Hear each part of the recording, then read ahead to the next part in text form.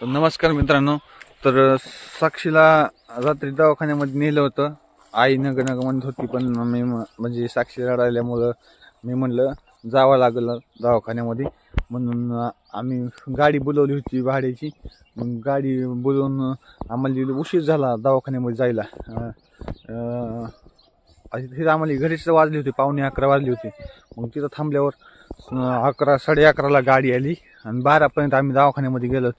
आणि सगळे दवाखाने म्हणजे आमच्या जवळचे दवाखाने पण बंद होते सगळे.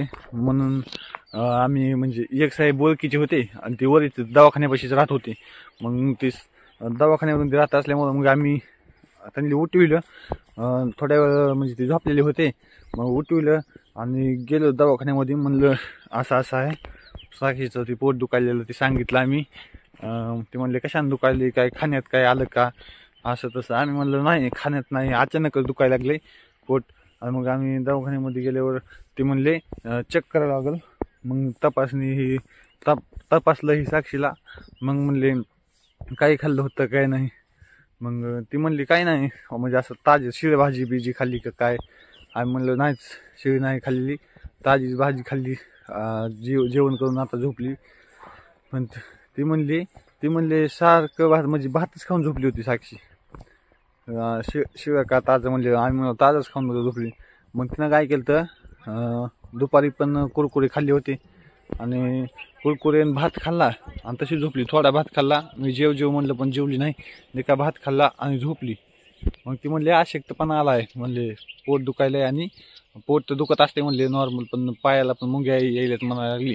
ती म्हणले अशक्तपणा आला, जेवण पोट भरून करीत जा, पाणी जास्त पेत जा, त्याच्यामुळे म्हणले सलाईन लावावं लागेल, 2-3 सलाईन लावा लागतील म्हणली.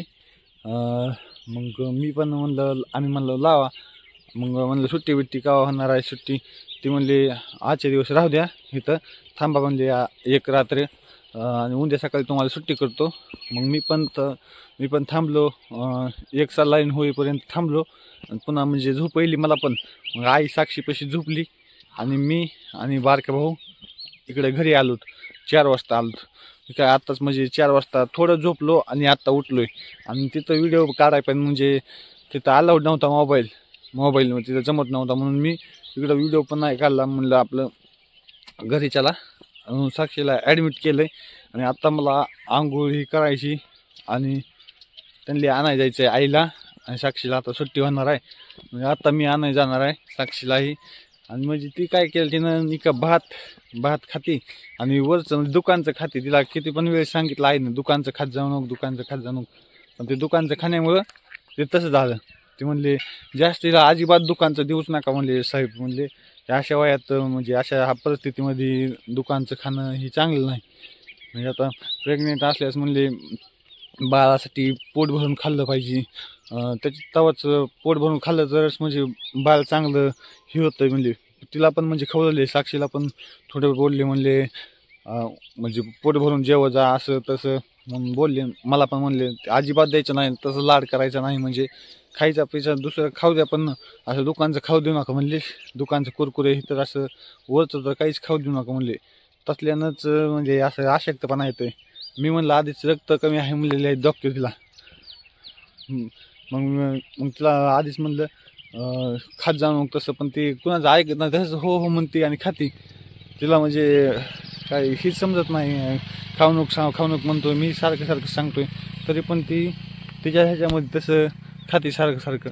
म्हणून तिला सारखं समजून सांगते आई पण खात जाऊ नको, भात खाऊ नको. तिला वाटतंय आम्ही खोटंच म्हणायला लागलो, भात खाऊ नको म्हणतोय तर अशक्तपणा येतंय. म्हणते नाही काय होत म्हणून तशीच खाती. म्हणून आम्ही मी 3:30 वाजेपर्यंत दवाखान्यामध्ये थांबलो. मग मला अर्धा पाऊण तास लागला घरी यायला आम्हाला. आणि म्हणजे आता थंडीमध्येच भाऊ आणि मी आलो घरी. म्हणलं आईला मी आंघोळ ही करतो आणि तुम्हाला न्यायला येतो म्हणलं गाडी घेऊन. म्हणून मग मी आता आलतो घरी, 4 वाजता आलतो. आता सकाळी उठलो, म्हणलं व्हिडिओ काढावा आणि अपलोड करावं आपलं यूट्यूब चॅनल, सांगावं काय झालं काय नाही. म्हणून मी आलतो इकडं. ती काय झालं, तिनं भात खाल्ला. सकाळी पण भात खाल्ला नुसता, फोडणीचा भात. दुपारी कुरकुरे भात तर दुपारी काही खाल्ला नाही. घरात शेप ही आहेत, शेप आणले, सगळं आणलंय, नारळ पाणी आहे. पण ती शेप पण नाही खात, पिरो आहेत. मग ती तिला त्याच्यासाठीच मी आणून ठेवलेली आहेत, पण ती खात नाही. खाल्लं नाही की पण मग मी पण सांगून तिला ही झालेलं, आई पण सांगते सारखं, मग तिला ती कोणाचं ऐकत नाही. त्याच्यामुळं का नाही काय होत म्हणते, नाही काय होत. मग आम्ही पण जाऊ द्या म्हणलं, काय नाही व्हायचं म्हणून भात ही खाती पोट भरून. भात खाल्ल्यानंतर ती म्हणले भात लगेच चिघळत असते. डॉक्टर म्हणले भात खायचा ना, जास्त खायचा, पण व्यवस्थित भाकर बी खायची, भात बी घ्यायचा. त्याच्यामुळं अशक्तपणा आला आणि ती तसं राशीला आलं रात्री. ती म्हणले पोट भरून जेवलं, भाकर भाजी बी खायची, भात पण खायचा, सगळं खायचं, निका भातावर राहायचं नाही म्हणले. असं आम्हाला सांगितलं नाही. अजिबात थोडा तुझा लाड करू नका भाताचा बिताचा. म्हणून मी म्हणलं आता बघ काय म्हणाले, म्हणलं साक्षीला तिथंच म्हणलं बघ डॉक्टर काय म्हणाले, भात खाऊन तुला किती वेळ सांगतो जास्त. पण ती म्हणजे हीच करते, तरकटी करते जास्त. म्हणली ती म्हणली खा भात, पण आधी भाकर खा, पुन्हा थोडा भात खा, तसं जमतं म्हणले. पण एकदाच भात खाऊ नको म्हणले एवढा. त्याच्यामुळे अशक्तपणा म्हणजे अंगामध्ये येते म्हणले, आणि कुरकुरे वरचं खाण्यानं येते. ह्या सारखं काय करते, त्या दुकानामधलं खाण्यानं, वरचं खाण्यानं ते ही होतं, अशक्तपणा येते. कुरकुरे सारखं कुरकुरे ते काही पण, म्हणजे त्या बारक्या पोरासोबत आमच्या भावाचं बारके मुलं आहेत, त्यांच्यासोबत सारखं खात राहते कुरकुरे. हे दुकानचं सारखं त्यांनी कुरकुरे आणली की पण आणती कुरकुरे खाती. पण हिला कळत नाही की दुखायला बाबा, आता तिला आता आजपासून खाऊ देणार नाही काही. त्याच्यामुळं तसं झालं. ॲडमिट केलं. आता ॲडमिट केलं. आता मला आंघोळ बिंगोळ मी करतो, जरा आंघोळ करून आणतो साक्षीला जाऊन. भाऊ आणि मी जातो गाडी घेऊन, आणि साक्षीला आता आणायला लागेल. आई तिथं तिच्यापाशी थांबलेली आहे. आई आणि साक्षी दवाखान्यामध्ये बसल्यात. आता दवाखान्यात साहेब म्हणलेले गोळ्या बिळ्या आता यावं लागेल. साक्षीला घेऊन येतो, काय होतंय काय नाही, अजून काय म्हणते साहेब काही नाही बघायला लागेल.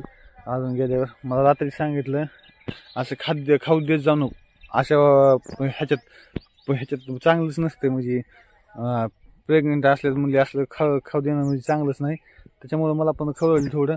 पण साक्षीला कळायला पाहिजे. आता तिला अजिबात खाऊ देणार नाही काही. तिला लईदा सांगतोय मी, पण ती ऐकत नाही. त्याच्यामुळं माझं पण डोकं लई उठतंय. म्हणून तिला म्हणलं खात जाऊन, पण तिला काय वाटतं की म्हणजे तशीच खाती. आता जातो मी, आंघोळ करतो आणि साक्षीला आणतो, आणि साहेब बी बघतो काय म्हणतात काय नाही.